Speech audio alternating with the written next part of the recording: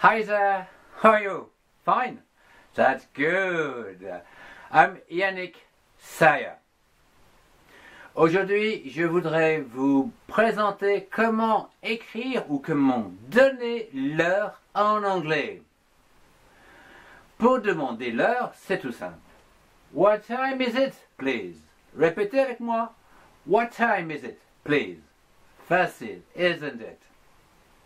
Et la réponse, it is, c'est, comme par exemple ici, 5 past 3. Et il est 3h05, ou 5 minutes passées de 3 heures. Mais voyons ça au travers le cours. Je vous rappelle que vous pouvez retrouver tous mes cours pour les tout petits, de 2-4 ans, mais également pour les enfants, les adultes, les débutants, etc. en anglais, sur mon site qui s'affiche juste en dessous. En anglais, pour demander l'heure, on dit « What time is it? Please ». On aime bien « Please ». « What time is it, please ». Commençons donc par les heures entières, comme par exemple 1 heure, 2 heures, 3 heures. Alors, je vous ai préparé ici un petit cadran horaire, ici. On va dire, voilà. On va commencer à midi, que l'on dit midday, midday. Après, on va dire il est 1 heure. On peut dire 1 ou 1 o'clock. Si c'est le matin, donc dans la nuit, ça sera AM. Si c'est dans l'après-midi ou dans la journée, ça sera PM. Mais nous verrons ça plus tard. 2 heures. 2 o'clock. 3 heures. 3 o'clock. 4 heures. 4 o'clock. 5 heures. 5 o'clock. Et on arrive à 6 heures, 6 o'clock. Et on fait remonter la grande aiguille sur le 7 pour dire il est 7 heures, c'est-à-dire 7 o'clock. Le 8, 8 o'clock. Le 9, 9 o'clock. Le 10, 10 o'clock. Et on arrive au 11, 11 o'clock. Si on est parti donc de midday, on a fait donc un tour de cadran et on arrive à minuit, midnight.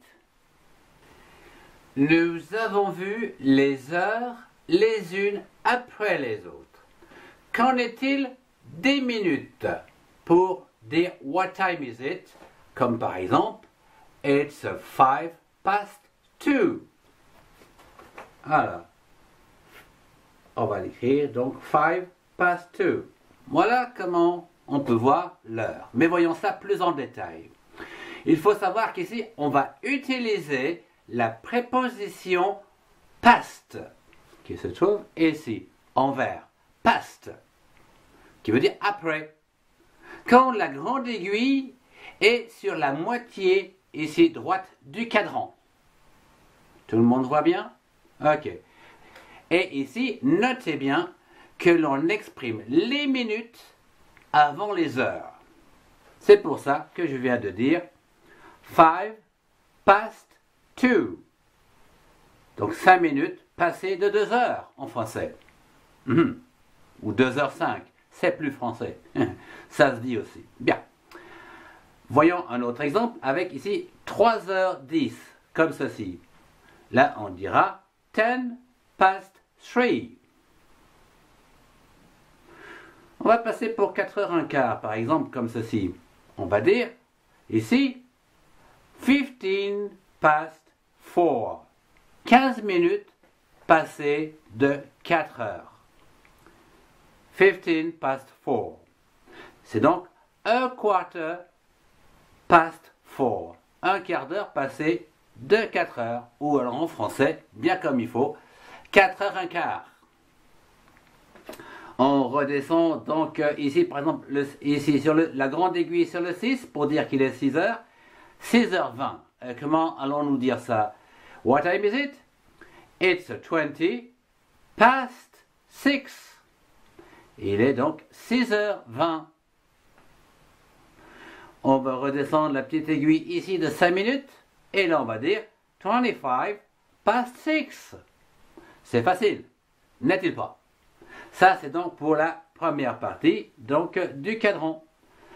Je vais terminer ici lorsque la petite aiguille est sur le 6, par exemple, et la grande aiguille également sur le 6. 6h30.